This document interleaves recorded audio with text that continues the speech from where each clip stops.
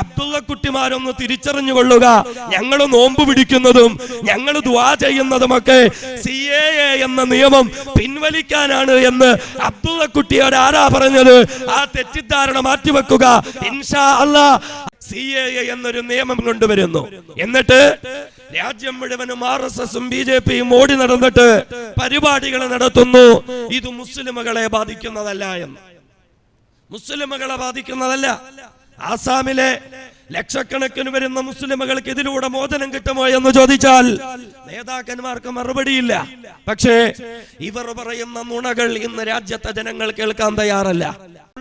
നമ്മുടെ നാടുകളിലേക്കോ നമ്മുടെ വീടുകളിലേക്കോ പൗരത്വം ചോദിച്ചുകൊണ്ട് ഏതെങ്കിലും ഒരുത്തൻ കടന്നു വന്നാൽ പൗരത്വം ചോദിച്ചു വരുന്നവരുടെ മുമ്പിൽ ഇന്ത്യക്കാരുടെ പൗരുഷം കാണിച്ചു കൊടുക്കാൻ തീരുമാനിച്ചേക്കുക.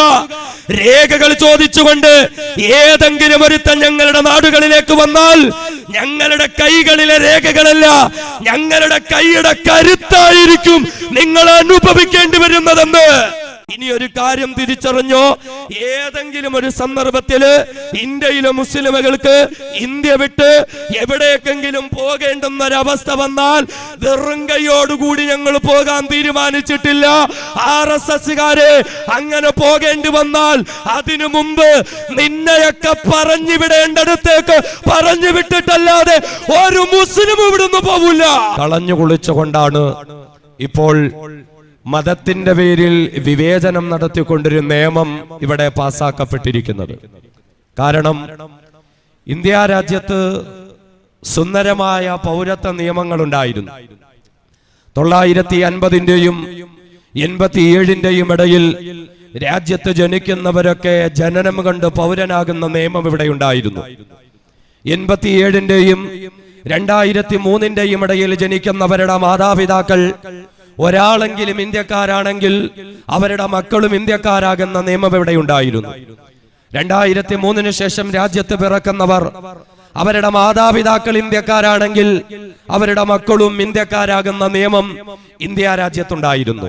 മാത്രമല്ല അന്യനാടുകളിൽ നിന്ന് ഇന്ത്യ രാജ്യത്തേക്ക് കടന്നു വരുന്നവർ 11-12 വർഷത്തിനിടയിൽ ഈ രാജ്യത്ത് ജീവിക്കുകയും അതിന്റെ രേഖകൾ ഭരണകൂടത്തിന് സമർപ്പിച്ച് പൗരത്വം ആവശ്യപ്പെടുകയും ചെയ്താൽ അവർക്കും വേണ്ടി വന്നാൽ പൗരത്വം കൊടുക്കുന്നൊരു നിയമം ഇവിടെ ഉണ്ടായിരുന്നു എങ്കിൽ ഈ നിയമമൊക്കെയാണ് തകർത്ത് തരിപ്പണമാക്കപ്പെട്ടിരിക്കുന്നത്.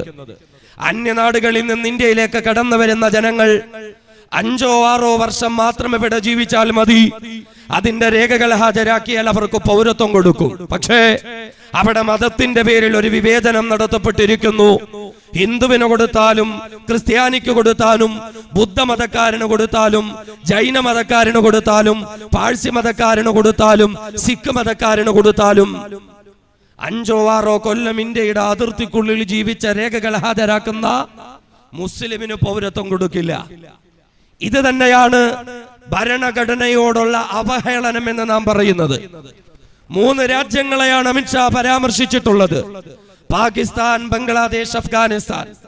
ഈ 3 രാജ്യങ്ങളുടെ പ്രത്യേകത എന്തെന്ന് അദ്ദേഹത്തോട് ചോദിച്ചപ്പോൾ അദ്ദേഹം തിരിച്ചു പറഞ്ഞ മറുപടി ഈ 3 രാജ്യങ്ങളും ബ്രിട്ടീഷ് ഇന്ത്യയുടെ ഭാഗമായിരുന്നു എന്നാണ്.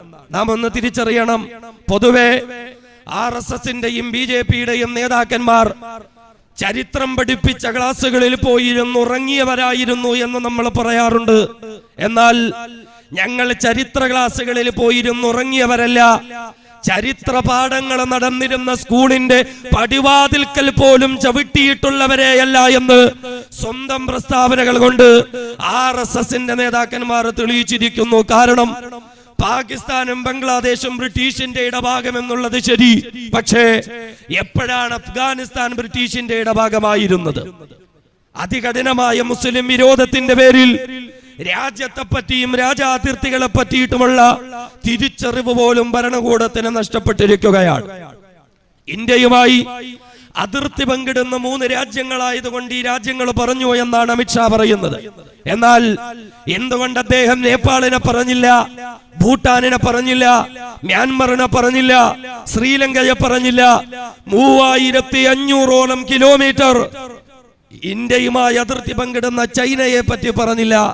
നമുക്ക് വ്യക്തമാണ് ഇത് കൃത്യമായ മുസ്ലിം വിരോധത്തിന്റെ പേരിലാണ്.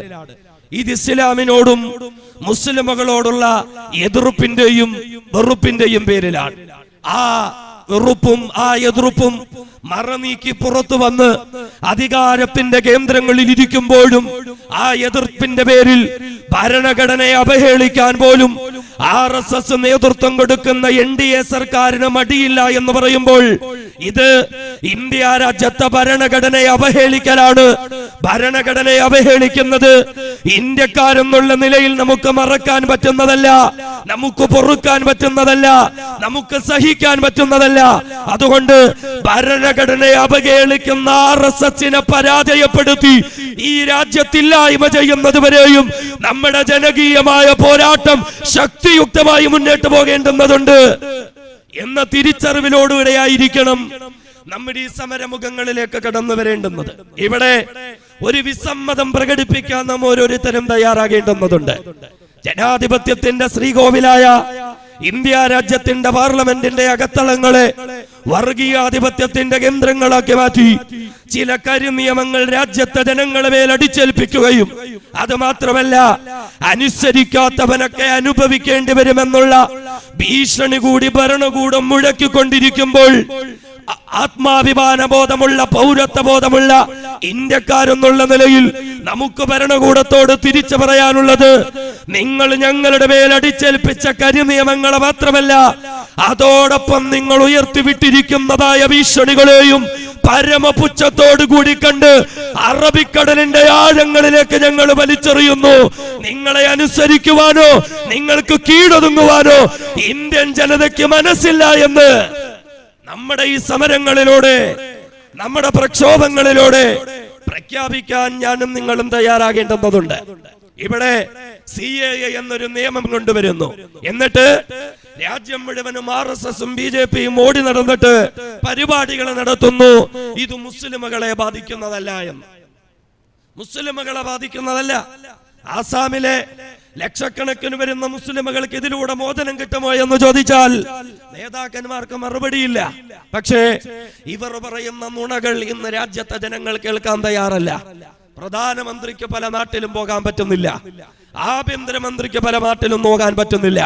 കേരളത്തിന്റെ മണ്ണിലേക്ക് പോലും ആഭ്യന്തരമന്ത്രിയായ അമിത്ഷാ ഗൃഹസമ്പർക്ക പരിപാടികൾ ഉദ്ഘാടനം ചെയ്യാൻ വരുമെന്ന് പറഞ്ഞപ്പോഴും നട്ടെല്ലിനുറപ്പുള്ള ആൺകുട്ടികളുടെ പ്രതിഷേധം ഏറ്റുവാങ്ങേണ്ടി വരുമെന്നറിഞ്ഞപ്പോൾ തീരുമാനങ്ങളൊക്കെ മാറ്റിവെച്ചിട്ട് അദ്ദേഹത്തിന് മടങ്ങിപ്പോകേണ്ടി വന്നിട്ടുണ്ട്. എങ്കിൽ അറബിക്കടലിൽ മുസല്ല വിരിച്ച് നിസ്കരിക്കുന്നത് കണ്ടാലും RSSനെ വിശ്വസിക്കരുത് എന്ന് പറഞ്ഞു പഠിപ്പിച്ച മുൻകാല നേതാക്കന്മാരുടെ വാക്കുകൾക്ക് ഇന്ത്യ രാജ്യം മുഴുവനും കാതോർത്ത് അനുസരിക്കുന്ന ഒരവസ്ഥയിലേക്കാണ് ഈ രാജ്യം എത്തിച്ചേർന്നിരിക്കുന്നത്. നാം ഒന്ന് നോക്കണം, കേവലം ഒരു CAA മാത്രം നമ്മൾ ചർച്ച ചെയ്താൽ പോരാ. നേരത്തെ തന്നെ അമിത്ഷാ ഉൾപ്പെടെയുള്ള RSSന്റെയും BJPയുടെയും നേതാക്കന്മാരും അധികാരികളും രാജ്യത്ത് പ്രഖ്യാപിച്ചു NRC നടപ്പിലാക്കും. നിയമങ്ങളൊക്കെ നാം ഒരുപാട് കേട്ടിട്ടുണ്ടാവും. 950ന്റെയും 70ന്റെയും ഒക്കെ മുൻപിൽ ഈ രാജ്യത്ത് പരിഗണിക്കപ്പെടാൻ പറ്റുന്നതല്ല എന്ന് നീതിപീഠങ്ങൾ പോലും വിളിച്ചു പറഞ്ഞ രേഖകളിൽ നമ്മുടെ മുൻഗാമികളുടെ പേരുകളുണ്ട് എങ്കിൽ തപ്പിപ്പിടിച്ച് നമ്മൾ കൊണ്ടുവരണം, എല്ലാവരും കൊണ്ടുവരണം. എന്നിട്ട് അമിത്ഷായുടെയും മോഡിയുടെയും മുമ്പിൽ സമർപ്പിക്കണം. അങ്ങനെ സമർപ്പിച്ചാലേ പൗരത്വം കിട്ടുകയുള്ളൂ. നമ്മളൊന്ന് ചിന്തിക്കണം, രാജ്യത്തെ ജനങ്ങളെ വീണ്ടും പൊരുവെയിലത്ത് മണിക്കൂറുകളോളം കിലോമീറ്ററുകളോളം ക്യൂ നിർത്താൻ വേണ്ടിയുള്ള ശ്രമം. ഈ പറയുന്ന രേഖകളൊക്കെ സർക്കാരിന്റെ കൈവശമാണുള്ളത്. ആ രേഖകൾ നമ്മൾ പിടിച്ചു വാങ്ങി സർക്കാരിന് കാണിച്ചാൽ മാത്രമേ പൗരത്വം നമുക്ക് വകവെച്ച് നൽകുകയുള്ളൂ. നമ്മളൊന്ന് നോക്കണേ, ഇവിടെ പൗരത്വം തെളിയിക്കുകയില്ല, രേഖകളെ ഹാജരാക്കുകയില്ല എന്ന് നമ്മളെല്ലായിടത്തും വിളിച്ചു പറയുന്നത് നമ്മുടെ കയ്യിൽ രേഖകൾ ഇല്ലാത്തത് കൊണ്ടൊന്നുമല്ല. കാരണം ആസാമിലെ 40 ലക്ഷം മുസ്ലിമുകളെ പൗരത്വം തെളിയിക്കാൻ പറ്റാതെ പുറത്താക്കാൻ കഴിയുമെന്ന് അമിത്ഷായും നരേന്ദ്രമോദിയും ഒക്കെ സ്വപ്നം കണ്ടിരുന്നപ്പോ ഇന്ത്യ രാജ്യത്തെ പ്രസ്ഥാനങ്ങൾ, വിശിഷ്യ ഇസ്ലാമിക പ്രസ്ഥാനങ്ങൾ, പണ്ഡിത പ്രസ്ഥാനങ്ങൾ കൃത്യമായി അവിടെ പണിയെടുത്തപ്പോൾ 40 ലക്ഷത്തിൽ 34 ലക്ഷം മുസ്ലിമുകൾക്കുള്ള രേഖകൾ സംഘടിപ്പിച്ചു കൊടുക്കാൻ പറ്റുമെങ്കിൽ രാജ്യത്തെ മുഴുവൻ ജനങ്ങൾക്കും രേഖകൾ ഉണ്ടാക്കി കൊടുക്കാൻ ഇവിടുത്തെ പ്രസ്ഥാനങ്ങൾക്കും രാഷ്ട്രീയ പാർട്ടികൾക്കും പറ്റും. അതുകൊണ്ട് രേഖകളില്ലാത്തത് കൊണ്ടല്ല, രേഖകളെ ഹാജരാക്കാൻ മനസ്സില്ല എന്ന് നമ്മൾ പറയുന്നത്. മറിച്ച് പൗരത്വം തെളിയിക്കാനുള്ള ഹാജരാക്കാൻ പറ്റുന്ന നൂറുകണക്കിന് രേഖകൾ ഞങ്ങളുടെ കൈവശമുണ്ടായാലും സംഘപരിവാരത്തിന്റെ മുമ്പിൽ അത് ഹാജരാക്കി പൗരത്വം നേടിയെടുക്കാൻ ഇന്ത്യയിലെ ജനങ്ങൾക്ക് മനസ്സില്ല എന്ന് പ്രഖ്യാപിക്കാനാണ് നമ്മൾ തയ്യാറാകേണ്ടുന്നത്. നമ്മൾ എന്ത് രേഖ കൊടുത്തിട്ടാ അമിത്ഷായും നരേന്ദ്രമോദി നമുക്ക് പൗരത്വം തരാൻ പോകുന്നത്? നമ്മൾ കേട്ടിട്ടുണ്ടല്ലോ, 2.5 വർഷക്കാലം ഇന്ത്യ രാജ്യത്തിന്റെ പ്രസിഡന്റ് ആയിരുന്നു ഫഖ്റുദ്ദീൻ അലി അഹമ്മദ്. അദ്ദേഹത്തിന്റെ കുടുംബക്കാരൊന്നും ആസാമിലുണ്ടല്ലോ.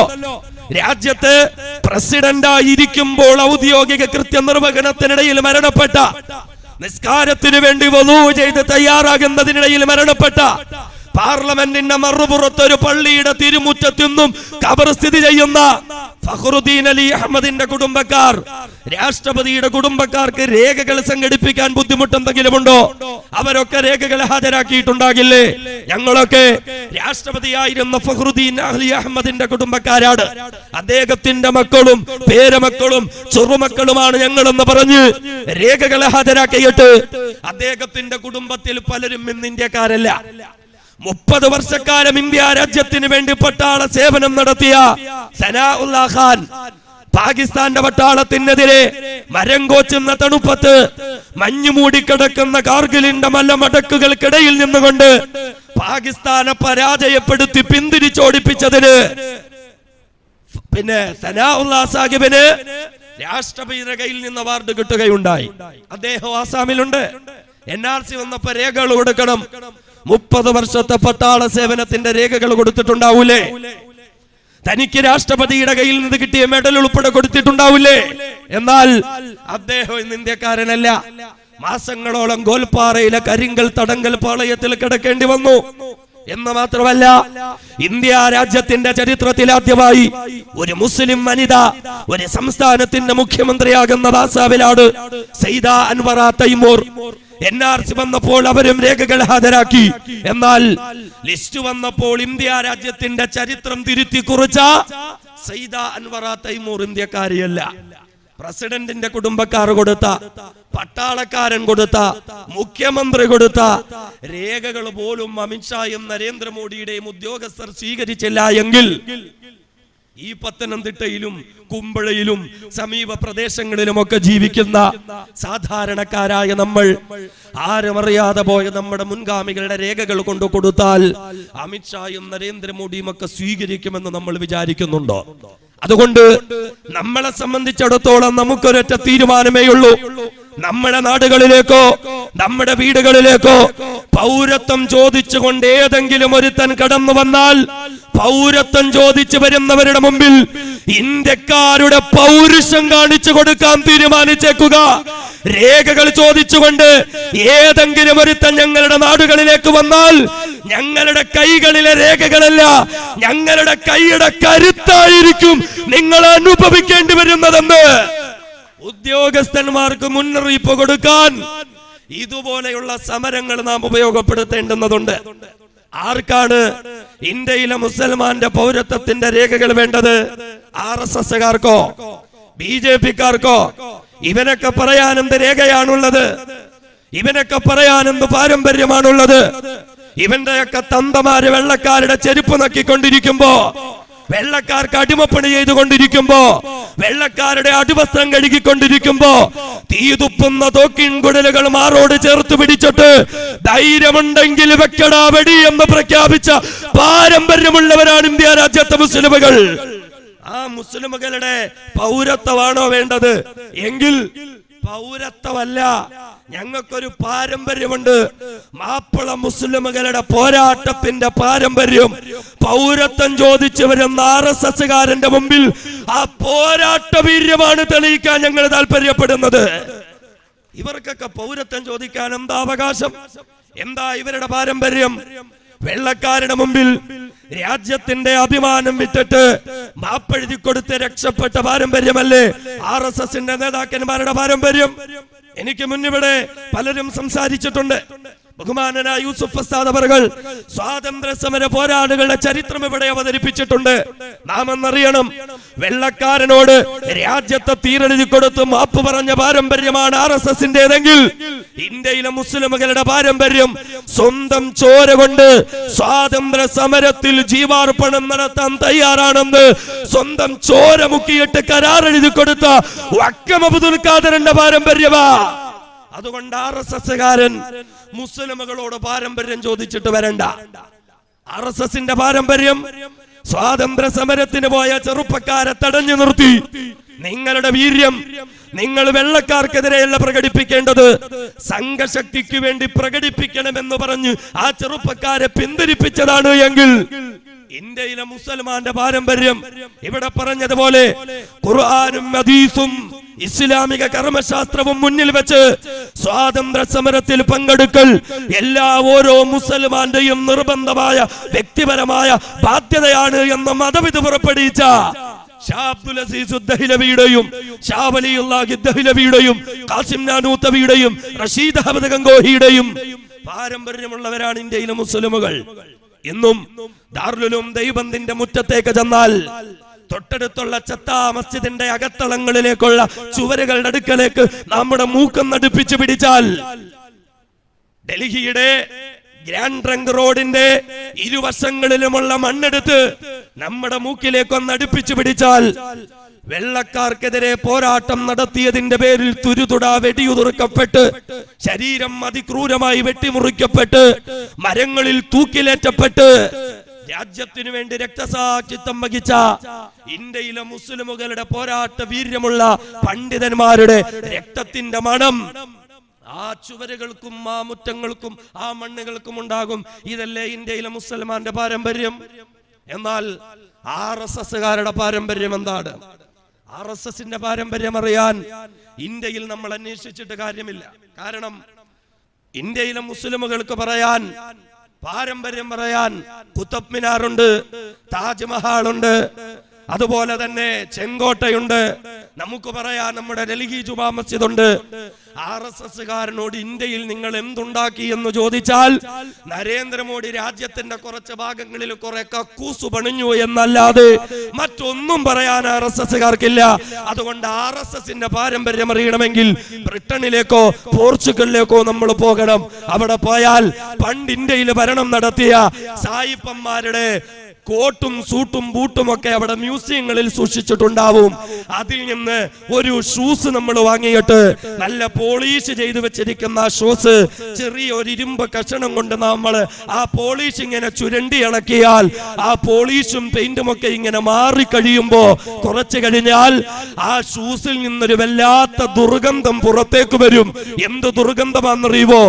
ഈ ഷൂസ് ധരിച്ച സായിപ്പന്മാര് ഇന്ത്യയിൽ വന്ന ഭരണം നടത്തിയപ്പോ RSSന്റെ നേതാക്കന്മാര് ആ ഷൂസ് നക്കിക്കൊടുത്തപ്പോ അന്ന് അവരുടെ വായിൽ നിന്ന് വന്ന ദുർഗന്ധം ഇന്നും ആ ഷൂസിൽ നിലനിൽക്കുന്നുണ്ട് എങ്കിൽ ഇതാണ് പൗരത്വം ചോദിക്കുന്ന അരനിക്കറിട്ട RSS തെമ്മാടികളുടെ തന്തകളുടെ പാരമ്പര്യം എന്ന് പറയുന്നത്.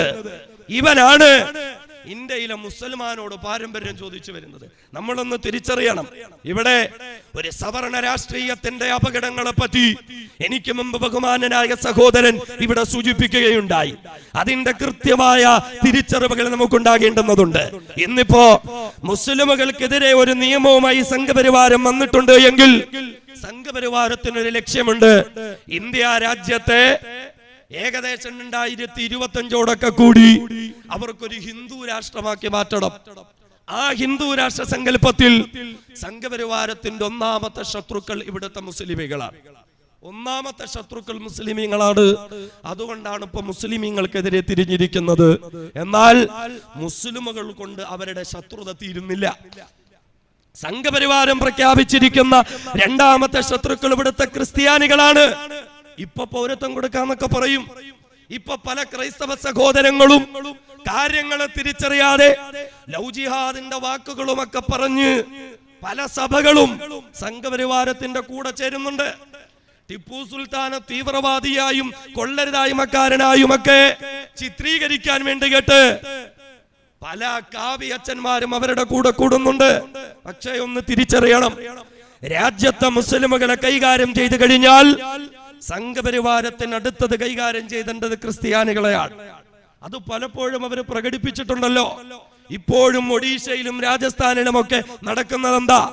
ഏകദേശം 1 മാസത്തിനുള്ളിൽ ആന്ധ്രാപ്രദേശിൽ നമ്മൾ കണ്ടില്ലേ, പരസ്യമായി പൊതുസമ്മേളനം സംഘടിപ്പിച്ച ക്രൈസ്തവ പാസ്റ്റർമാരെ സംഘപരിവാരത്തിന്റെ ഗുണ്ടകൾ പിടിച്ചു നിർത്തി ചാണകവെള്ളം കലക്കി തലയിലൂടെ ഒഴിച്ചു കൊടുത്ത രംഗങ്ങൾ നമ്മൾ കാണുന്നുണ്ട്. 10-20 കൊല്ലങ്ങൾക്ക് മുൻപ് ഇന്ത്യയിലേക്ക് കുഷ്ഠരോഗികൾക്കിടയിൽ പ്രവർത്തിക്കാൻ വന്ന ക്രൈസ്തവ മിഷനറി പ്രവർത്തകരായ ഗ്രഹാം സ്റ്റെയ്സൺ എന്ന മനുഷ്യനെയും അദ്ദേഹത്തിന്റെ പിഞ്ചുമക്കളെയും രാത്രിയുടെ നിശബ്ദതയിൽ വാഹനത്തിനുള്ളിലിട്ട് തീയിട്ട് കരിച്ചരിച്ച് ചുട്ടുകൊന്നു കളഞ്ഞ സംഘപരിവാരത്തിന്റെ ക്രൂര ചെയ്തികളെ ക്രൈസ്തവ സഭകളും സമൂഹങ്ങളും മറക്കാൻ പാടില്ല. കർത്താവിന്റെ മണവാട്ടികളായി മിഷനറി പ്രവർത്തനത്തിന് വേണ്ടി വരുന്ന എത്രയോ സഹോദരിമാരുടെ മാനമ്പിച്ച് ചീന്തിയ സംഘപരിവാരം, അവർക്ക് ക്രൈസ്തവ സമൂഹത്തോടുള്ള വെറുപ്പും വിദ്വേഷവും നമുക്ക് മറക്കാൻ പറ്റുന്നതല്ല. അതുകൊണ്ട് തന്നെ മുസ്ലിമുകൾ കഴിഞ്ഞാൽ സംഘപരിവാരത്തിന് കൈകാര്യം ചെയ്യേണ്ടത് ക്രിസ്ത്യാനികളെയാണ്. മൂന്നാമത് സംഘപരിവാരം ശത്രുക്കളായി പ്രഖ്യാപിച്ചിരിക്കുന്നത് രാജ്യത്തെ കമ്മ്യൂണിസ്റ്റുകാരായ സഹോദരങ്ങളെയാണ്. അതുകൂടി കഴിഞ്ഞാൽ സംഘപരിവാരം ലക്ഷ്യം വെക്കുന്ന ഒരു ഹിന്ദു രാഷ്ട്രം ഇവിടെ ഉണ്ടാക്കിയെടുക്കാം. പക്ഷേ അത് ഏത് ഹിന്ദു രാഷ്ട്രമാണ്? മുമ്പ് ഇവിടെ സഹോദരൻ സൂചിപ്പിച്ചതുപോലെ സവർണ ബ്രാഹ്മണ വരേണ്യ ആധിപത്യമുള്ള ഹിന്ദു രാഷ്ട്രം. മനുസ്മൃതിയുടെ നിയമമായിരിക്കും ഇവിടെ നടപ്പിലാക്കപ്പെടുന്നത്. 6000-ൽ ജാതികളുടെയും ഉപജാതികളുടെയും നിയമം ഇവിടെ കൊണ്ടുവരും. ബ്രാഹ്മണന്മാരെന്ന പേരിൽ, വൈശ്യന്മാരെന്ന പേരിൽ, ക്ഷത്രിയന്മാരെന്ന പേരിൽ, ശൂദ്രന്മാരെന്ന പേരിൽ രാജ്യത്തെ ജനങ്ങളെ പല തട്ടുകളിലാക്കും. എന്നിട്ടോ പ്രായപൂർത്തിയെത്തിയ കീഴാള കുടുംബത്തിലെ പുരുഷന്മാർക്ക് മൂക്കിന് കീഴെ മീശ വളർത്താനെന്ന അവകാശമുണ്ടാകില്ല. പ്രായപൂർത്തിയെത്തിയ കീഴാള കുടുംബത്തിലെ അമ്മ പെങ്ങന്മാർക്ക് മാറുമറയ്ക്കാൻ, നാണം മറയ്ക്കാൻ അവകാശമുണ്ടായിരിക്കില്ല. പൊതുവഴിയിലൂടെ നടക്കാനുള്ള അവകാശമില്ല. പൊതുക്കുളത്തിൽ കുളിക്കാനുള്ള അവകാശമില്ല. ഇവിടുത്തെ എല്ലാ ക്ഷേത്രത്തിലും കയറിയിട്ട് ആരാധന നടത്താനുള്ള അവകാശം അവർക്കുണ്ടാകില്ല. ഇവിടുത്തെ ദലിതന്മാരെയും ഇവിടുത്തെ കീഴാളന്മാരുടെയും ഇവിടുത്തെ പുലയന്മാരെയും ഇവിടുത്തെ പലയന്മാരെയും ഇവിടുത്തെ കീഴാളന്മാരെയും ഒക്കെ ചവിട്ടത്തേക്കുന്ന മനുസ്മൃതിയുടെ നിയമം കൊണ്ടുവരുന്ന ഒരു ഹിന്ദു രാഷ്ട്രമാണ് സംഘപരിവാരം ലക്ഷ്യം വെക്കുന്നത്. പാടത്തും പറമ്പത്തും കല്ലിനോടും മണ്ണിനോടും പടവെട്ടി പൊന്നു വിളയിക്കുന്ന കീഴാളന്മാർക്ക് അർഹമായ കൂലി കൊടുക്കില്ല തമ്പ്രാക്കന്മാർ. ആരെങ്കിലും തമ്പ്രാക്കന്മാരോട് കൂലി ചോദിച്ചാൽ കൂലി ചോദിക്കുന്ന ചെളിപ്പാടത്തിൽ ചവിട്ടി താഴ്ത്തി ശ്വാസം മുട്ടിച്ചു കൊന്നുകളയും. കീഴാളന്മാർക്ക് ഭക്ഷണം കൊടുക്കുന്നത് പറമ്പിൽ എവിടെയെങ്കിലും കുഴികുത്തി അതിൽ ഇലയിട്ട് നാൽക്കാലികൾക്ക് കൊടുക്കുന്നത് പോലെ ആയിരിക്കും. വെള്ളം കൊടുക്കുന്നത് മുളവെട്ടിയ പാത്രങ്ങളിലും ചിരട്ടകളിലുമായിരിക്കും. മൃഗങ്ങളുടെ പരിഗണന പോലും ആ പാവങ്ങൾക്ക് നൽകപ്പെടുകയില്ല. അങ്ങനെ പൊതുവഴിയിലൂടെ മേലാളന്റെ പല്ലക്ക് ചുമന്ന് വരുന്ന മല്ലന്മാർ ഹോയ് ഹോയ് എന്ന ശബ്ദമുയർത്തുമ്പോൾ ആ ശബ്ദം കേട്ട് 30 അടി വാരത്തിൽ അധികം മാറി നിന്നിട്ട് യശമാ തമ്പ്ര എന്ന് കൈകൂപ്പിയിട്ട് തല താഴ്ത്തിയിട്ട് വിളിക്കാൻ വിധിക്കപ്പെടുന്ന രാജ്യത്തെ കീഴാളന്മാരുടെയും ആദിവാസികളുടെയും ദലിതുകളുടെയും ഒരു ഇന്ത്യ. ആ ഇന്ത്യയാണ് സംഘപരിവാരത്തിന് ഉണ്ടാക്കിയെടുക്കേണ്ടത്. ആ ഇന്ത്യ ഉണ്ടാക്കിയെടുക്കണമെങ്കിൽ സംഘപരിവാരത്തിന് ആദ്യം മുസ്ലിമുകളെ ഇവിടെ നിന്ന് ഒഴിവാക്കണം. കാരണം സംഘപരിവാരത്തിന്റെ വരേണ്യ സവർണ ബ്രാഹ്മണ മാടമ്പിസത്തെ തകർത്തു കളഞ്ഞത് ഇവിടുത്തെ മുസ്ലിമുകളായിരുന്നു. ഇവിടുത്തെ കീഴാളന്മാരോടൊപ്പം മുസ്ലിമുകൾ സഹകരിച്ചു, അവരോട് സഹവസിച്ചു, അവരോടൊപ്പം ഇരുന്ന് ഭക്ഷണം കഴിച്ചു, അവർക്ക് നല്ല ഭക്ഷണം കൊടുത്തു, അവർക്ക് നല്ല ജോലി കൊടുത്തു, അവരോടൊപ്പം നിന്ന് ജോലി ചെയ്തു. മഹാനായ ടിപ്പു സുൽത്താൻ റഹിമഹുള്ള കേരളത്തിന്റെ മണ്ണിലൂടെ കടന്നുപോയപ്പോൾ മാറുമറയ്ക്കാത്ത അവർണ കുടുംബത്തിലെ അമ്മ പെങ്ങന്മാർക്ക് സവർണന്മാരെ വെല്ലുവിളിച്ചുകൊണ്ട് മാറുമറയ്ക്കാൻ ടിപ്പു സുൽത്താൻ ചേല വിതരണം ചെയ്തു. ഇന്നും തൃശൂർ ചേലക്കര എന്നു പേരുള്ള നാട് സ്ഥിതി ചെയ്യുന്നതിന്റെ പിന്നിലുള്ള ചരിത്രവും അത് തന്നെയാണ് എങ്കിൽ നാം തിരിച്ചറിയണം, മുസ്ലിമുകളെ ഇല്ലായ്മ ചെയ്താലേ സംഘപരിവാരം ലക്ഷ്യം വെക്കുന്നതായ ഒരു ഹിന്ദു രാഷ്ട്രം ഇവിടത്തെ അവർണരെ അടിച്ചമർത്തി അവർക്ക് ഉണ്ടാക്കിയെടുക്കാൻ പറ്റുകയുള്ളൂ.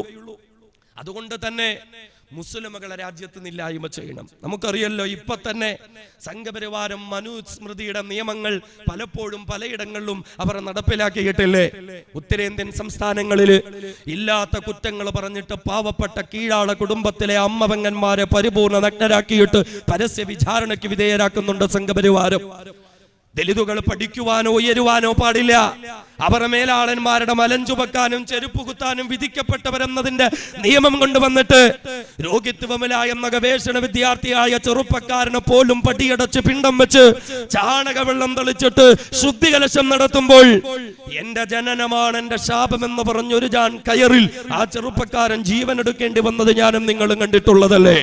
ഇപ്പോഴും ഗുജറാത്തിലും മുനയിലും പല സ്ഥലങ്ങളും ഉൾപ്പെടെ തെരുവോരങ്ങളിൽ ചത്തുപോയി ദിവസങ്ങൾ പഴക്കമുള്ള ചീഞ്ഞു നാറുന്ന പുഴുവരിക്കുന്ന പശുവിന്റെ തോലുരിച്ചെടുത്ത് കടകമ്പോളങ്ങളിൽ കച്ചവടം ചെയ്തിട്ട് കുടുംബത്തിന്റെ പട്ടിണി മാറ്റാമെന്ന് കരുതുന്ന പാവപ്പെട്ട ദലിതുകളായ സഹോദരന്മാരെ പട്ടാപ്പകല് പൊരിവെയിലത്ത് പോസ്റ്റിൽ കെട്ടിയിട്ട് പേപ്പട്ടികളെ പോലെ തല്ലിച്ചതയ്ക്കുന്ന സംഘപരിവാരത്തിന്റെ ഹിന്ദു രാഷ്ട്രത്തില് ഇവിടുത്തെ കീഴാളന്മാർക്ക് സ്വസ്ഥമായി ജീവിക്കാൻ പറ്റുമെന്ന് നമ്മൾ കരുതണ്ട.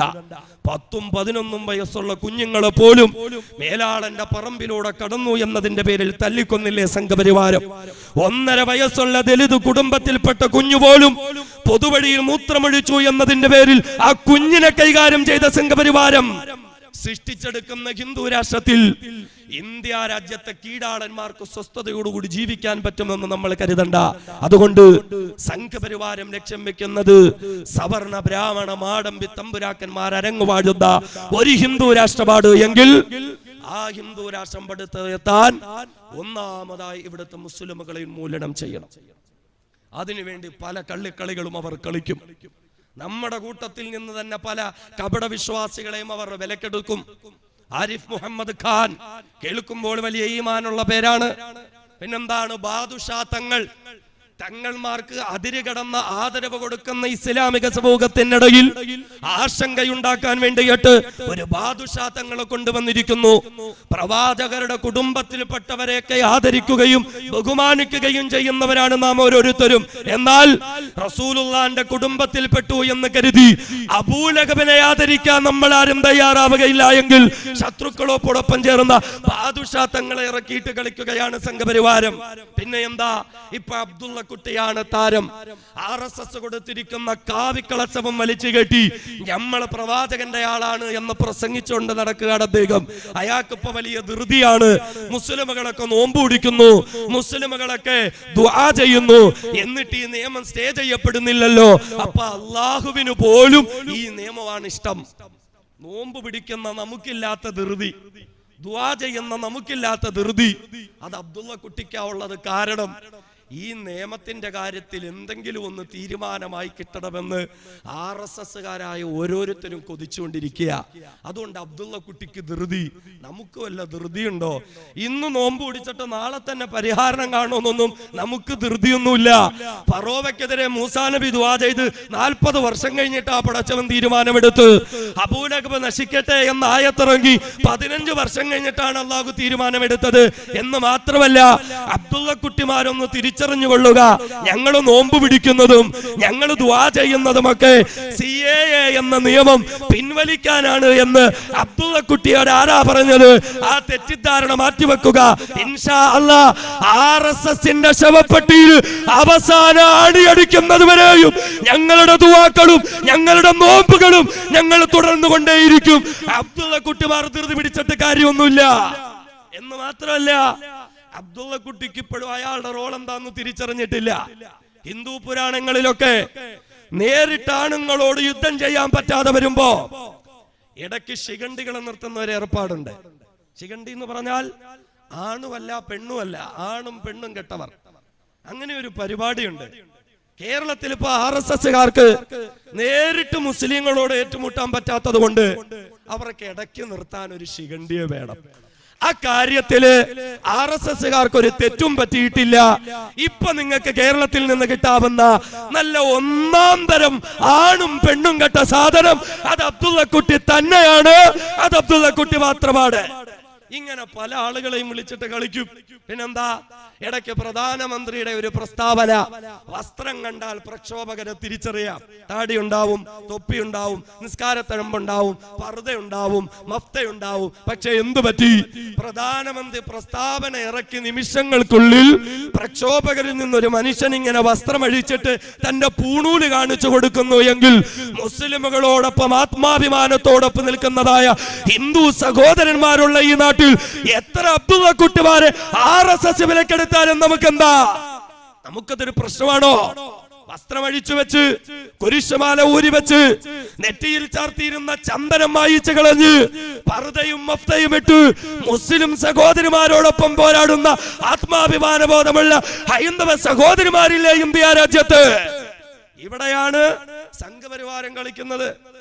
MSCയിലെ പ്രത്യേക വിഭാഗത്തിൽ തനിക്ക് 1ാം റാങ്ക് കിട്ടിയപ്പോൾ മെഡൽ നൽകാൻ വരുന്നത് രാഷ്ട്രപതിയാണെന്ന് തിരിച്ചറിഞ്ഞ തൊട്ടടുത്ത കോട്ടയത്ത് കറുകച്ചാൽ സ്വദേശിനിയായ കാർത്തിക എന്ന പെൺകുട്ടി, അവൾ തിരിച്ചു പറഞ്ഞു, ഈ CAA നിയമത്തിൽ ഒപ്പുചാർത്തിയ രാഷ്ട്രപതി, അയാൾ എനിക്ക് യാതൊരുവിധ മെഡലും തരണ്ട, ആ ഒപ്പ് പിൻവലിച്ചിട്ട് താങ്കൾ എനിക്ക് മെഡൽ തന്നാ മതി. ഇവിടെയാണ് RSSകാര് മതം പറഞ്ഞിട്ട് ഭിന്നിപ്പിക്കാൻ നോക്കുന്നത്. അപ്പൊ എന്താ, പല സ്ഥലങ്ങളും നമ്മൾ കാണുന്നുണ്ടല്ലോ, പ്രക്ഷോഭങ്ങളൊക്കെ അസർ മഗ്രിബ് ഇശാഇനിടയിലാണ് നടക്കുന്നത്. നിസ്കരിക്കാൻ സ്ഥലമില്ലാതെ വരുമ്പോ പലയിടങ്ങളിലും, അമ്പലങ്ങളുടെ മുറ്റങ്ങളിലും ചർച്ചുകളുടെ മുറ്റങ്ങളിലും മുസ്ലിമുകൾക്ക് വേണ്ടി നിസ്കാരപ്പായ വിരിക്കാൻ ഇന്ത്യയിലായ അമുസ്ലിമുകൾ തയ്യാറായിട്ടുണ്ട് എങ്കിൽ RSSകാരൊരു കാര്യം തിരിച്ചറിഞ്ഞോ? മതത്തിന്റെ പേരിൽ ഈ സമരത്തെ നിങ്ങൾക്ക് പല തട്ടുകളിലാക്കാമെന്ന് നിങ്ങൾ വ്യാമോഹിക്കുന്നെങ്കിൽ നിങ്ങളൊന്ന് തിരിച്ചറിയണം, സ്വാതന്ത്ര്യ സമരം നടക്കുന്ന സമയത്ത് നിങ്ങളെക്കാൾ ഉഗ്രവിഷമുണ്ടായിരുന്ന നിങ്ങളുടെ മുൻഗാമികളുണ്ടല്ലോ. ഇന്ത്യ രാജ്യത്തെ ഹിന്ദുവിനെയും മുസ്ലിമിനെയും തമ്മിലകറ്റാൻ അങ്ങനെയുള്ള മുൻഗാമികളായ നിന്റെയൊക്കെ തന്തമാര് വിചാരിച്ചിട്ട് നടന്നിട്ടില്ല. പിന്നെയാണോ ഇപ്പൊ ഇവിടെ RSSകാർ വിചാരിച്ചാൽ നടക്കാൻ പോകുന്നത്? ഇതൊന്നും ഇവിടെ നടക്കാൻ പോകുന്നില്ല. ഇവിടുത്തെ ഹിന്ദുവും ഇവിടുത്തെ മുസ്ലിമും ഇവിടുത്തെ ക്രിസ്ത്യാനിയും മതമുള്ളവനും മതമില്ലാത്തവനും എല്ലാം ഒന്നിച്ചാണ്. അതുകൊണ്ട് രാജ്യത്തൊരു 2ാം സ്വാതന്ത്ര്യ സമരം നടക്കുന്നു. 1ാം സ്വാതന്ത്ര്യ സമരം ഇന്ത്യക്കാരും വെള്ളക്കാരും തമ്മിലായിരുന്നു എങ്കിൽ 2ാം സ്വാതന്ത്ര്യ സമരം ഇന്ത്യക്കാരും കൊള്ളക്കാരും തമ്മിലാണ് നടന്നുകൊണ്ടിരിക്കുന്നത്. ഒരു ഭാഗത്ത് ഇന്ത്യക്കാരെല്ലാം, ഒരു ഭാഗത്ത് മറുഭാഗത്തിന്റെ കൊള്ളയടിക്കുന്ന കൊള്ളക്കാരായ RSSകാർ. ഇപ്പോ കേരളത്തിൽ ഇങ്ങനെ വലിയ വീരവാദം മുഴക്കി വലിയ മുദ്രാവാക്യമൊക്കെ വിളിച്ചുകൊണ്ട് RSSകാര് നടക്കും. ഗുജറാത്ത് മറന്നിട്ടില്ലല്ലോ, ഗുജറാത്ത് നിങ്ങൾ മറന്നിട്ടില്ലല്ലോ, അന്ന് ഒരു തൃശ്ശൂലൊന്നും അകത്ത് വെച്ചിട്ടില്ല. RSSകാർ ആരെങ്കിലും കേൾക്കുന്നെങ്കിൽ നിങ്ങൾ ഓർത്തോ, ഗുജറാത്ത് ഞങ്ങൾ മറന്നിട്ടില്ലടോ, എല്ലാം ഞങ്ങൾ കൃത്യമായി വരവ് വെച്ചിട്ടുണ്ട്. അതുകൊണ്ട് അത് ഞങ്ങൾ മറന്നിട്ടൊന്നുമില്ല. പിന്നെ ഈ ഗുജറാത്ത് ഓർമ്മിപ്പിക്കുന്ന എന്താ? അവിടെ നമ്മുടെ സഹോദരി സഹോദരന്മാരെ വെട്ടിയും കുത്തിയും വയറുകീറിയും തീയിട്ട് കരിച്ചു മരിച്ചുമൊക്കെ കൊന്നുകളഞ്ഞ പോലെ വേണമെങ്കിൽ കേരളത്തിന്റെ മണ്ണിൽ ഞങ്ങളത് വീണ്ടും ആവർത്തിച്ചേക്കാം എന്നൊരു ധ്വനിയൊക്കെ ഉയർത്തി RSS ഇങ്ങനെ മുദ്രാവാക്യം വിളിക്കുകയാണ് എങ്കിൽ RSSകാരൊരു തിരിച്ചറിയുക, ഇന്ത്യ രാജ്യത്തെ ജനങ്ങൾ തിരിച്ചു പറയാനുള്ളത്, നിങ്ങൾ ഇനിയും ഗുജറാത്ത് ആവർത്തിക്കാനാണ് ഭാവമെങ്കിൽ, ഇങ്ങോട്ട് ഗുജറാത്താണ് എങ്കിൽ RSSകാരെ തിരിച്ചങ്ങോട്ടും ഗുജറാത്ത് തന്നെ ആയിരിക്കും. മറ്റൊരു തീരുമാനവും ഇന്ത്യയിലെ ജനങ്ങൾക്കില്ല. ഇങ്ങനെ ഭീഷണിപ്പെടുത്തുക. പക്ഷെ നടക്കുന്ന എന്താണെന്നറിയോ? ആസാമില് RSSകാരനായ മുഖ്യമന്ത്രി വീട്ടിൽ നിന്ന് പുറത്തിറങ്ങാൻ പറ്റുന്നില്ല.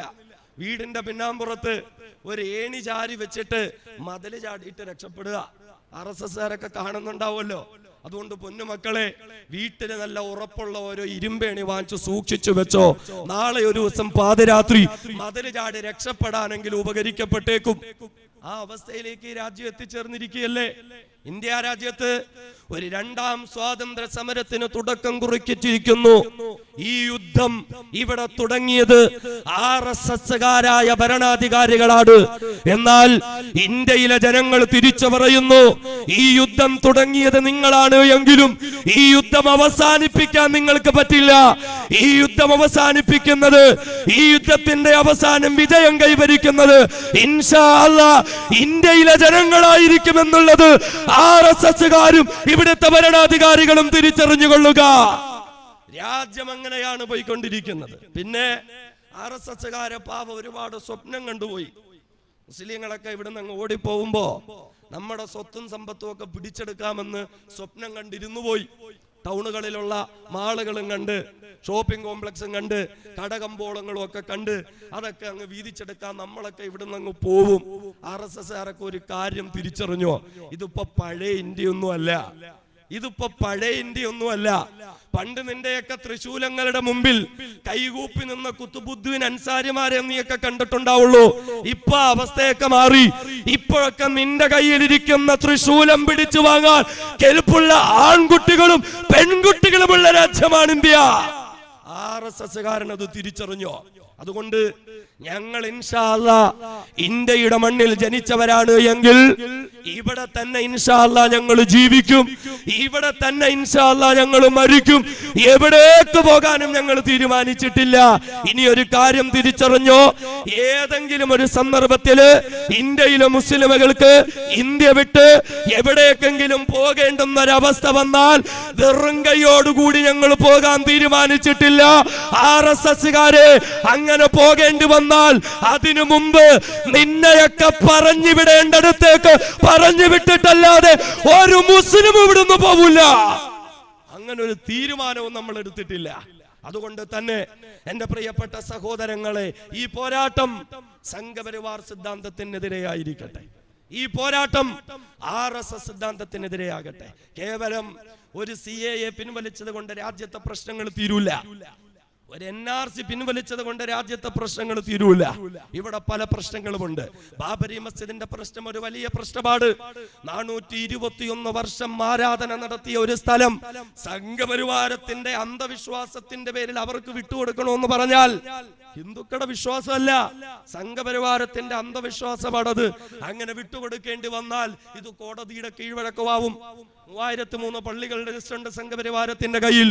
മറ്റേതെങ്കിലും പള്ളി വന്ന് തകർത്തിട്ട് പിന്നെയും കേസിന് പോകുമ്പോ 421 വർഷം ആരാധന നടത്തിയ പള്ളി കൊടുത്ത കേസ് ഇവിടെ ഉണ്ട്, അത് വിട്ടുകൊടുക്കാമെങ്കിൽ പിന്നെ നിങ്ങൾക്ക് എന്താ കൊടുത്തൂടെ എന്ന് കോടതി ചോദിക്കും.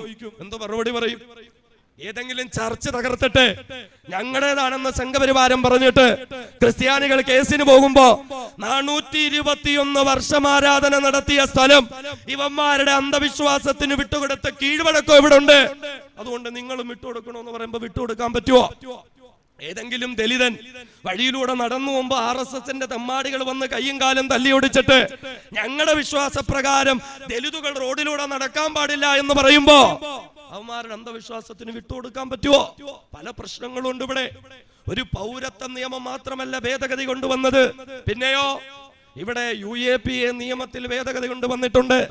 എന്ന് പറഞ്ഞാൽ നേരത്തെയൊക്കെ കേന്ദ്ര സർക്കാരിന് ഏതെങ്കിലും സംഘടനകൾ തീവ്രവാദ സംഘടനകളാണെന്ന് തോന്നിയാൽ അവരെ നിരോധിക്കാമായിരുന്നു. ഇപ്പോ അത് മാറി. ആ നിയമം ഭേദഗതി വരുത്തി.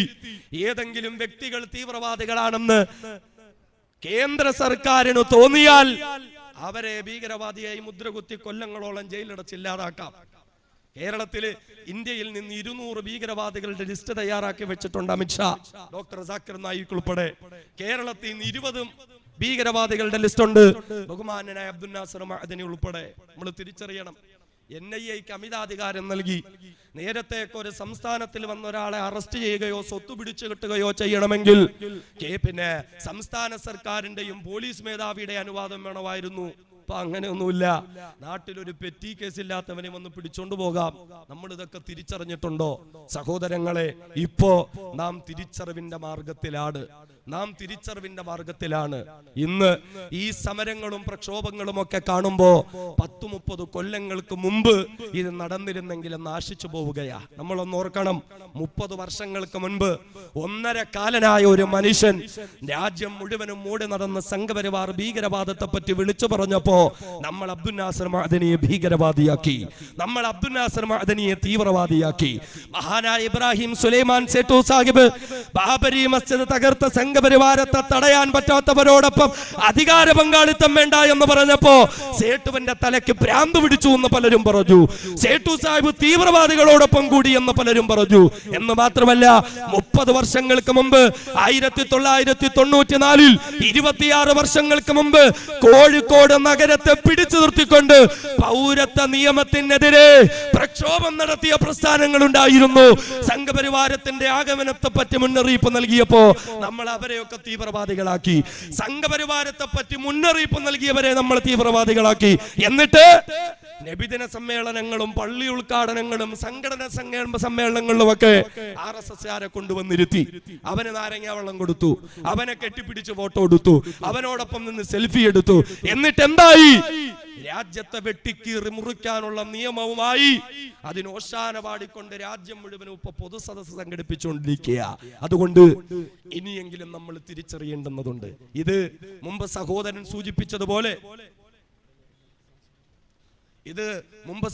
സൂചിപ്പിച്ചതുപോലെ ഇതൊരു നിയമം പിൻവലിക്കുന്നതോടുകൂടി അവസാനിക്കുന്നതല്ല, മറിച്ച് ഇന്ത്യ രാജ്യത്തുനിന്ന് സംഘപരിവാർ സിദ്ധാന്തം തുടച്ചു നീക്കപ്പെടേണ്ടുന്നതുണ്ട്.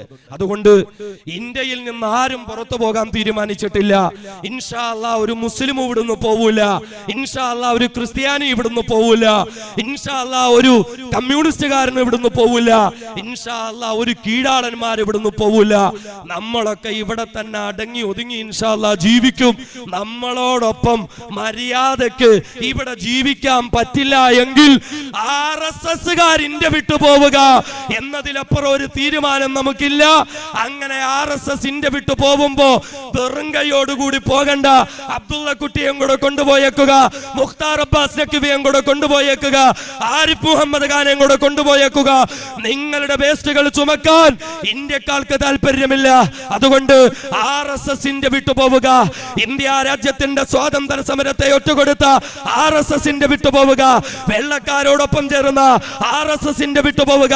രാജ്യത്തിന്റെ ബഹുമാന്യനായ രാഷ്ട്രപിതാവിന്റെ മാറിടത്ത് വെടിവെച്ചു കൊന്ന RSSന്റെ വിട്ടുപോവുക.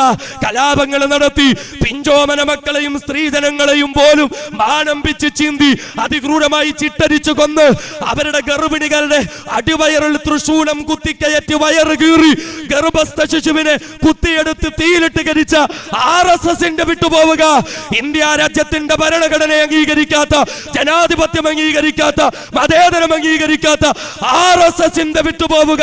അങ്ങനെ RSS സിദ്ധാന്തത്തിന്റെ ശവപ്പെട്ടിയിൽ അവസാന ആണിയടിക്കുന്നത് വരെയും ഈ ജനകീയ പ്രക്ഷോഭങ്ങൾ ഇൻഷാ അല്ലാഹ് രാജ്യത്തിന്റെ തെരുവോരങ്ങളിൽ തുടർന്നുകൊണ്ട് തന്നെ ഇരിക്കും.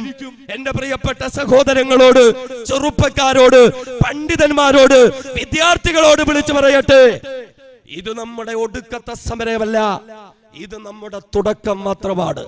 ഇനി ഇതിലും വലിയ പ്രക്ഷോഭങ്ങൾ, ഇനി ഇതിലും വലിയ പോരാട്ടങ്ങൾ, ഇതിലും വലിയതായ സമരമുറകൾ എത്ര തന്നെ പോലീസിനെയും പട്ടാളത്തെയും നിരത്തി നിർത്തിയാൽ ലാത്തികളും തോക്കുകളും ബാരിക്കേഡുകളും ഒക്കെ രാജ്യത്തിന്റെ തെരുവുകളിലൂടെ പാറിപ്പറക്കുന്ന പോരാട്ടങ്ങൾക്ക് രാജ്യം സാക്ഷ്യം വഹിക്കാൻ പോവുകയാണ് എന്നുള്ള തിരിച്ചറിവോടുകൂടി രക്തസാക്ഷിത്വത്തെ മോഹിച്ചുകൊണ്ട് നമുക്ക് ഓരോരുത്തർക്കും മുന്നോട്ട് പോകാം.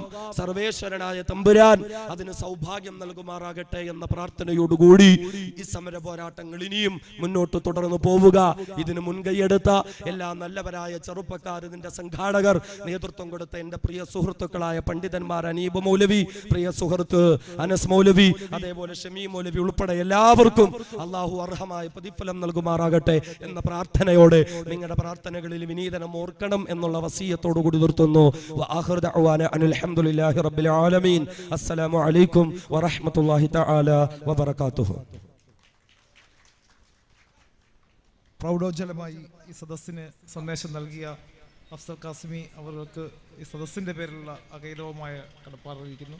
ഈ യോഗം നമ്മൾ നേരത്തെ 10 വരെ പറഞ്ഞിരുന്നതാണ്. പക്ഷേ ഈ സമ്മേളനം കൊള്ളയുടെ അടുത്ത് കൊണ്ടിട്ടുള്ളൂ എന്നുള്ളത് കൊണ്ട് സമയം നമ്മൾ ചുരുക്കി 10 മണിക്ക് നിർത്തണമെന്ന് പോലീസ് ഉദ്യോഗസ്ഥർ അറിയിച്ചിട്ടുള്ളത് കൊണ്ട് യോഗത്തിന് നന്ദി അറിയിക്കുന്നതിനായി അസീമിനെ ആദരപൂർവ്വം ക്ഷണിച്ചോളുന്നു.